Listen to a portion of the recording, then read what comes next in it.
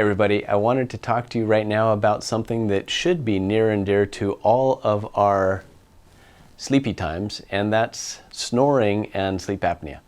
So many people deal with sleep disorders, and many times when I sit down with patients and they give me this laundry list of their symptoms, and I work through those and I get to the kind of the end of the line and I find out that they're not sleeping, I always wonder how much of their health is being overridden or driven by their poor sleep.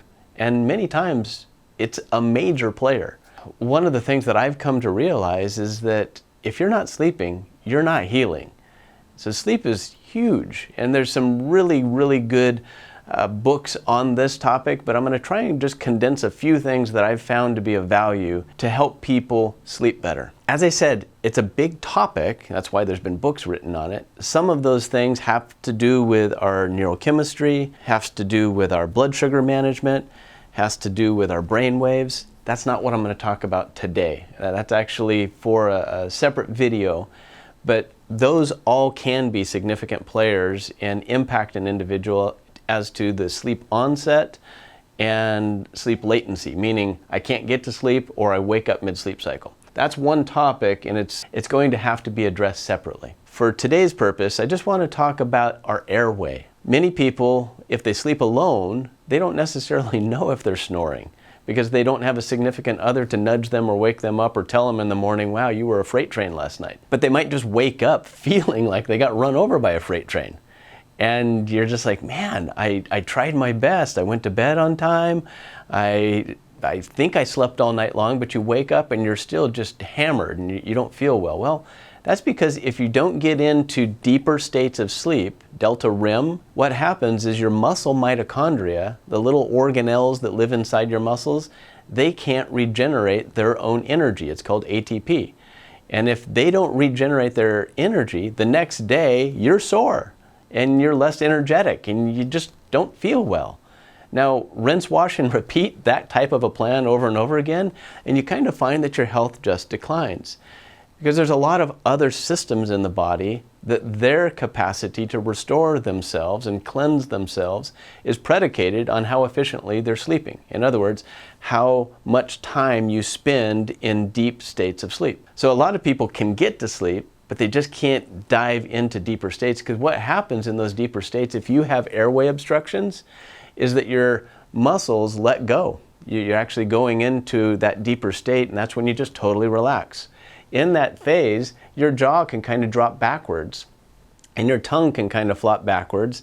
And if you already happen to be inflamed and your tonsils are large, or even if you don't have tonsils, you had those scooped out as a kid, that's usually a signifier that you have food intolerances. And let's say you're still eating this stuff that inflames you. Well, your soft tissues of your nasopharynx, that space between your mouth and your throat, it gets occluded. It becomes narrowed or constricted.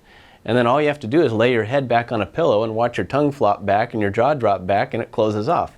And so as you're trying to breathe, all those tissues are vibrating and actually waking you up again, because your oxygen saturation drops and your brain senses that, hey, this is a threat response. I don't have air. Wake this person up. And so you do. You come to, but you don't even realize that you came to, because you're still effectively in a lighter stage of sleep. So you're unaware of it. And this goes on and on and on all night long. Some things that I have found to be helpful for people, in addition to the dietary construct, which I just mentioned, finding those things that inflame you and eliminating those from your diet really does help. Because when people consume particularly like carbohydrates at night, that's going to be something that can inflame that. And I see it commonly with alcohol at night. When people consume that can be pro-inflammatory to them and cause those tissues to swell. But taking that portion aside, let's just look at some mechanical things. I have personally, and for many of my patients, tried many different oral appliances.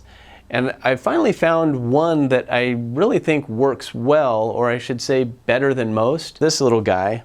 And it's a hinge device that actually fits loosely in your teeth. So it's more of a tray than anything else. They come in a 2 millimeter and a 6 millimeter protraction. So it'll gently traction, and It works pretty well, and what I like about it is that my mouth can still move around a little bit with that one, and it prevents my jaw from going completely slack and dropping back. But having been a mouth sleeper at night, and as soon as I go to sleep, and many people find the same thing, their mouth just naturally drops open. The next step was actually to tape the mouth and keep those lips together so that your mouth doesn't drop open. That, for me personally, and many of the patients that I've worked with over the years, has been a game changer. There's a variety of different tapes that you could actually Google right now, and Google mouth taping, and you'll find that there's a variety of different strips out there. Some of them have little slits in it, so if you wanted to, you could still breathe through your mouth, but it won't let your mouth come open. The goal really is to breathe through your nose. If you're breathing through your nose, something magical happens. We have this thing in there that's part of our nervous system called the cribriform plate, and it's how you smell largely. Most of your smell sensory is in this cribriform plate.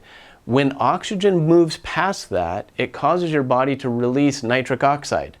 Nitric oxide is a natural vasodilator, and so it allows you to more effectively oxygenate your whole body even while you're sleeping.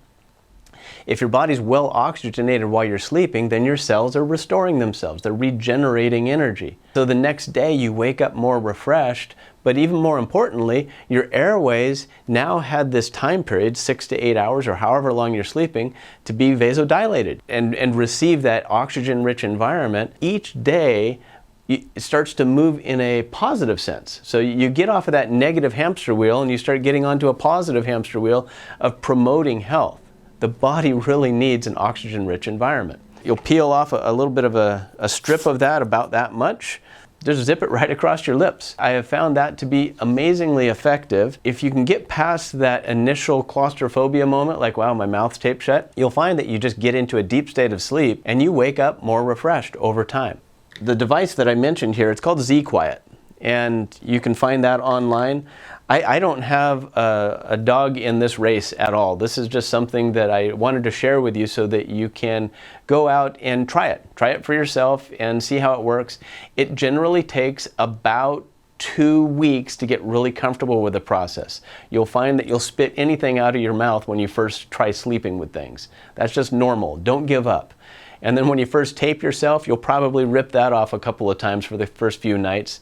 But as your body starts to sense that, hey, you know what, I am breathing through my nose, I'm getting oxygenated, and in fact, it's at a higher level, your body will embrace it.